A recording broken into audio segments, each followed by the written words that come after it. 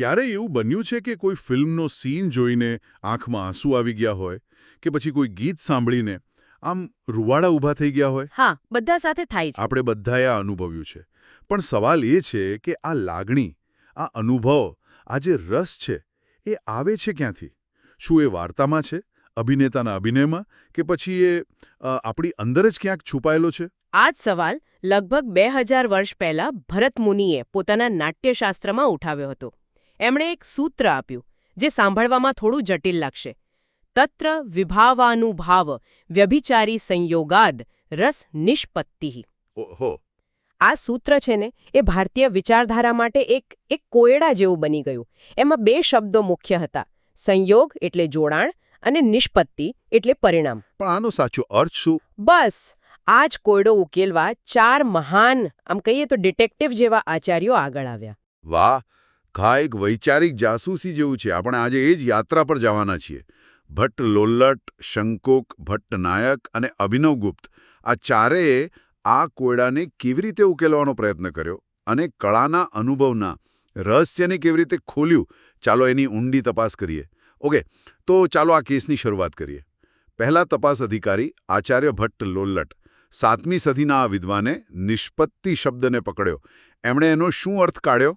ભટ્ટ લોલ્લટે બહુ સીધો અને સરળ રસ્તો અપનાવ્યો.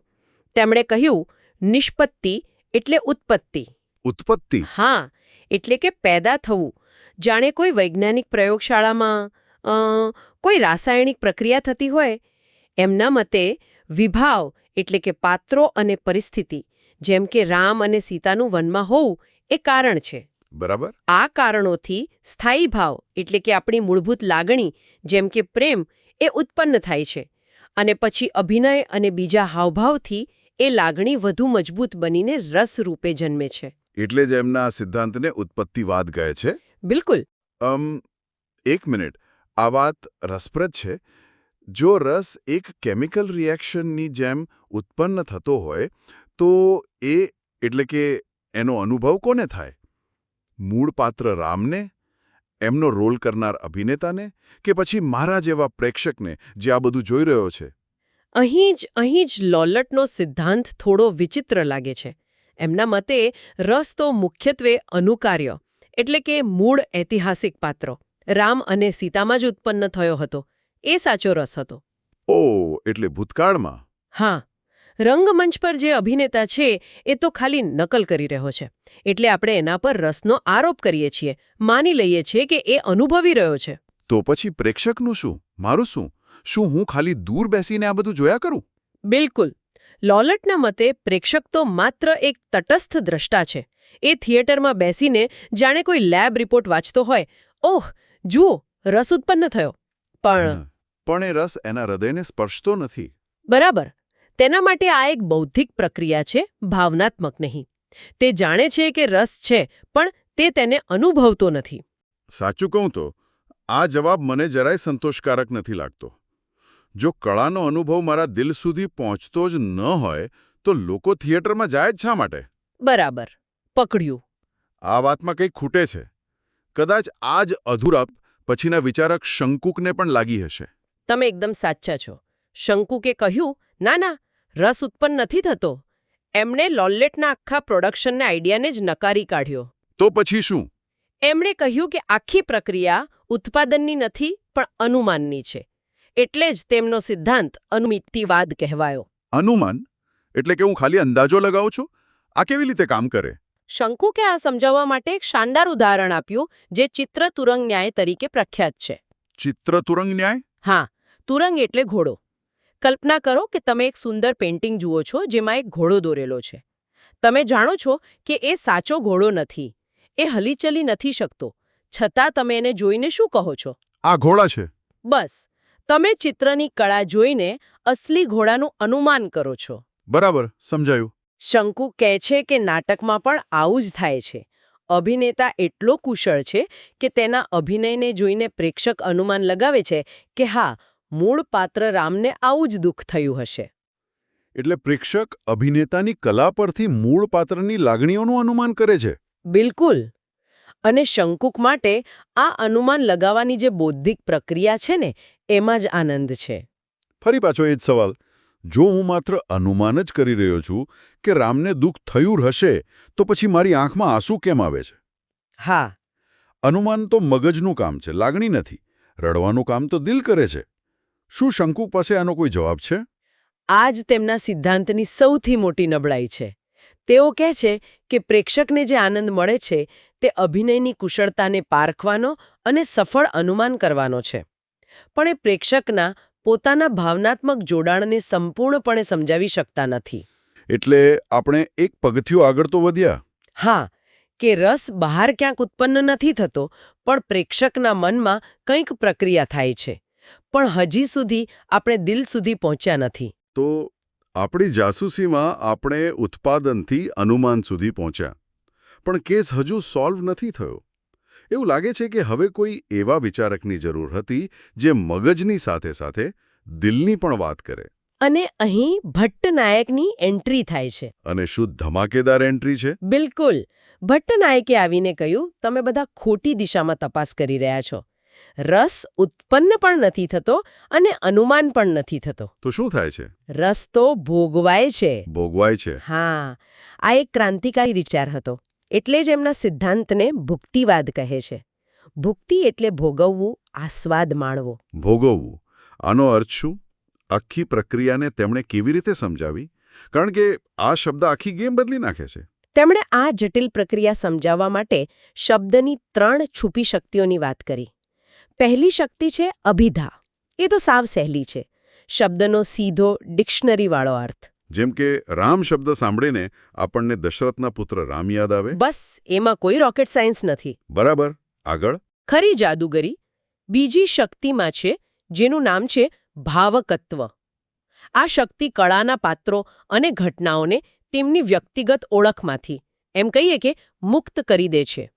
આ પ્રક્રિયાને તેમણે એક ખૂબ જ સુંદર નામ આપ્યું, સાધારણીકરણ. સાધારણીકરણ એટલે કે જનરલાઇઝેશન જેવું?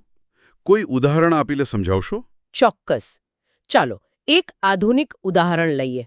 આપણે જ્યારે ફિલ્મ શોલેમાં જયનો મૃત્યુનો સીન જોઈએ છીએ, ત્યારે ભાવકત્વ શક્તિને કારણે એ માત્ર અમિતાભ બચ્ચનના પાત્ર જયનું મૃત્યુ નથી રહેતું.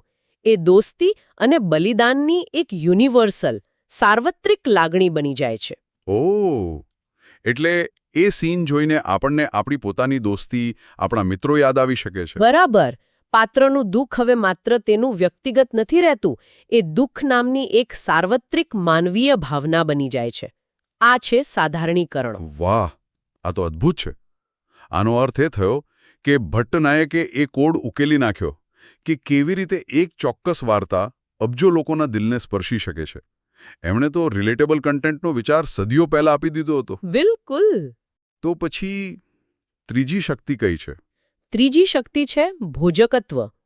જ્યારે લાગણીઓનું આ રીતે સાધારણીકરણ થઈ જાય, એટલે કે તે યુનિવર્સલ બની જાય, ત્યારે ભોજકત્વ શક્તિ પ્રેક્ષકને એ સાર્વત્રિક ભાવનો આસ્વાદ માણવા દે છે. અને આ આસ્વાદ આપણા રોજિંદા સુખ-દુઃખ કરતાં અલગ હોય છે? એકદમ. એટલે જ આપણે દુઃખદ ફિલ્મો જોઈને પણ એક પ્રકારનો આનંદ અનુભવીએ છીએ. એ આનંદ એ લાગણીને શુદ્ધ સ્વરૂપમાં અનુભવવાનો છે. ભટ્ટનાયકે તો ત્યાં સુધી કહ્યું કે આ અનુભવ બ્રહ્માસ્વાદ સહોદર છે. એટલે કે બ્રહ્મને પામવાના આનંદનો સગો ભાઈ. હા, તેમણે કળાને એક આધ્યાત્મિક ઊંચાઈ આપી દીધી. તો હવે આપણે સાચા ટ્રેક પર છીએ. ભટ્ટનાયકે પ્રેક્ષકને કેન્દ્રમાં લાવી દીધો. પણ હજી એક નાનો સવાલ મનમાં રહી જાય છે. એમણે કહ્યું કે રસ ભોગવાય છે, જાણે કે કોઈ સ્વાદિષ્ટ વાનગી હોય જે બહારથી આવીને આપણે ચાખીએ છીએ. પણ શું એવું બની શકે કે એ સ્વાદ પહેલેથી જ આપણી અંદર હોય? તમે બિલકુલ સાચી જગ્યાએ પહોંચ્યા. અને અહીં આપણા ચોથા અને અંતિમ જાસૂસ અભિનવ ગુપ્તની એન્ટ્રી થાય છે, જેમણે આ કેસને હંમેશા માટે સોલ્વ કરી દીધો. એકદમ સાચું. અભિનવ ગુપ્તે આવીને કહ્યું, ભટ્ટનાયક લગભગ પહોંચી ગયા હતા, પણ છેલ્લું પગથિયું ચૂકી ગયા. એમણે કહ્યું કે નિષ્પત્તિનો સાચો અર્થ ઉત્પત્તિ, અનુમિતિ કે ભુક્તિ નથી, પણ અભિવ્યંજના છે. અભિવ્યંજના એટલે કે પ્રગટ થવું, વ્યક્ત થવું, અને આ એક શબ્દે આખી ચર્ચાને તેની પરાકાષ્ઠાએ પહોંચાડી દીધી. અભિવ્યંજના, પ્રગટ થવું. તો તેમના મતે રસ ક્યાંથી પ્રગટ થાય છે? અભિનવગુપ્તે જે જવાબ આપ્યો તે ક્રાંતિકારી હતો. તેમણે કહ્યું, રસ બહાર ક્યાંય નથી, તે અભિનેતામાં નથી, વાર્તામાં નથી. રસ તો પ્રેક્ષકના પોતાના હૃદયમાં જ સૂતેલો પડ્યો છે. શું વાત કરો છો? હા, પ્રેમ, કરુણા, ગુસ્સો, હાસ્ય આ બધી જ મૂળભૂત લાગણીઓ, જેને આપણી સ્થાયી ભાવ કહીએ છીએ, તે જન્મથી જ આપણામાં સંસ્કાર કે વાસના રૂપે હાજર છે. આ તો આખી વાત જ ઊંધી કરી નાખી. તો પછી કળાનું કામ શું છે? બહુ સરસ પ્રશ્ન. કળાનું કામ એ સૂતેલી લાગણીઓને જગાડવાનું છે. અભિનવગુપ્ત કહે છે કે જેમ સૂકી માટી પર પાણી છાંટવાથી તેમાંથી ભીની સુગંધ અભિવ્યક્ત થાય છે, જે પહેલાથી જ માટીમાં હતી. હા, બરાબર. તેમ કવિતા કે નાટક આપણા હૃદય પર પાણીને જેમ કામ કરે છે અને આપણી અંદર રહેલા ભાવોને જગાડે છે, એટલે કે અભિવ્યક્ત કરે છે. એટલે કળા લાગણીઓ બનાવતી નથી? ના, તે તો ફક્ત તાળું ખોલવાની ચાવી છે. લાગણીઓનો ખજાનો તો આપણી અંદર જ છે. શું અદ્ભુત વિચાર છે! તો કલાકાર એક બિલ્ડર નથી જે લાગણીનું નિર્માણ કરે, પણ એક તાળાવાળો છે જે આપણી અંદરની લાગણીઓને ખોલે છે. પણ અહીં એક શરત હશે, નહીં? હા. શું આ ચાવી બધા તાળા ખોલી શકે? એટલે કે શું દરેક વ્યક્તિ આ રીતે રસનો અનુભવ કરી શકે? ના, અહીં જ અભિનવગુપ્તે સહૃદયનો ખ્યાલ આપ્યો. સહૃદય એટલે સરખા હૃદયવાળો, પણ તેનો સાચો અર્થ છે સંવેદનશીલ પ્રેક્ષક. તેઓ કહે છે કે જેનું મન એકદમ સાફ દર્પણ જેવું હોય, જેના પર પૂર્વગ્રહો અને ચિંતાઓની ધૂળ ન જામેલી હોય. અને જે કળા સાથે તન્મય થવાની ક્ષમતા ધરાવતો હોય. બસ, તે જ સાચો સહૃદય છે. જો તમારું મનરૂપી દર્પણ ગંદુ હશે, તો કળાનું પ્રતિબિંબ તેમાં સ્પષ્ટપણે ઝીલાશે નહીં અને તમારી અંદરની લાગણીઓ જાગશે નહીં. એટલે કળાનો અનુભવ કરવો એ પણ એક યોગ્યતા છે? બિલકુલ. તો રત્નમુરીના એક સૂત્રથી શરૂ થયેલી આપણી આ જાસૂસી યાત્રા કેવી અદ્ભુત જગ્યાએ આવીને પૂરી થઈ. આપણે એ વિચારથી શરૂઆત કરી કે રસ વાર્તામાં ઉત્પન્ન થાય છે, એટલે કે લોલ્લટ. હા. ત્યાંથી આગળ વધીને સમજ્યા કે તેનું અનુમાન થાય છે, એટલે શંકુક. પછી જાણ્યું કે તે એક સાર્વત્રિક ભાવ છે જેને આપણે ભોગવીએ છીએ, ભટ્ટનાયક. અને છેવટે એવા રોમાંચક નિષ્કર્ષ પર પહોંચ્યા કે રસ તો આપણી અંદર જ છે, કળા તો માત્ર તેને અભિવ્યક્ત કરવાનું નિમિત્ત છે. અભિનવગુપ્ત. બરાબર. આ ક્રમિક વિકાસ જ ભારતીય કાવ્યશાસ્ત્રની સુંદરતા છે. તે કોઈ એક વ્યક્તિનો વિચાર નથી, પણ સદીઓ સુધી ચાલેલી એક ઊંડી વૈચારિક પરંપરાનું પરિણામ છે. આખી ચર્ચા ધીમે ધીમે કળાથી ખસીને કળાના અનુભવ કરનાર, એટલે કે પ્રેક્ષક પર કેન્દ્રિત થઈ ગઈ. અંતે સૌથી મહત્વની વસ્તુ કલાકૃતિ નહીં, પણ આપણું હૃદય બની ગયું. બિલકુલ. આ ચર્ચાના અંતે એક વિચાર મનમાં આવે છે. અભિનવગુપ્ત કહે છે કે રસનો સાચો અનુભવ કરવા માટે સહૃદય હોવું જરૂરી છે, જેનું મન દર્પણ જેવું સ્વચ્છ હોય. આજના ડિજિટલ યુગમાં જ્યાં આપણું ધ્યાન સતત નોટિફિકેશન્સ, ટૂંકા વિડીયોઝ અને માહિતીના અતિરેકથી વહેંચાયેલું રહે છે, શું આપણે આપણા મનરૂપી દર્પણને એટલું સાફ રાખી શકીએ છીએ? ખૂબ જ મહત્વનો પ્રશ્ન છે. શું આપણે કળાનો સાચો અને ઊંડો રસ માણવા માટે આપણી સહૃદયતાને કેળવી અને જાળવી શકીએ છીએ? આ પ્રશ્ન ખરેખર વિચારવા જેવો છે.